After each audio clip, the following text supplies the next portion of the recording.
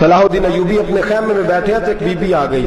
اس قبیلے کا کوئی شخص مسلمان نہیں ہوتا. بی بی آئی آ کے کہنے لگی میرے 4 بیٹے جنگ میں کھو گئے, چھوٹے چھوٹے بچے جنگ میں کھو گئے, مل نہیں رہے. فوجیوں کو حکم دے مجھے میرے بچے تلاش کر کے دیں.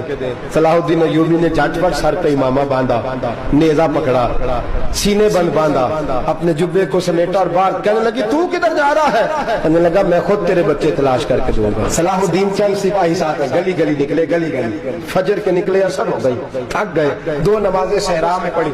جنگل کے اندر پہنچے تو ایک کونے میں 4 بچے ایک جگہ ڈرے اور سہمے ہوئے بیٹھے ملے. صلاح الدین ایوبی اٹھا کے لائے, ماں کو کہنے لگے تیرے بچے ہیں. نکلا اس لیے تھا کہ میرے نبی نے فرمایا بچے جدا ہوں تو ماں کو درد بڑا ہوتا ہے, اور میرے رسول نے فرمایا تھا جب جنگ کرنے جاؤ تو کھیت برباد نہ کرنا, فصلیں تباہ نہ کرنا, بچوں کو ماں سے جدا نہ کرنا. فرمایا میں سوچ رہا تھا تیرے بچے کہیں میری وجہ سے جدا ہو گئے تو مصطفیٰ کو جواب کیا دینا.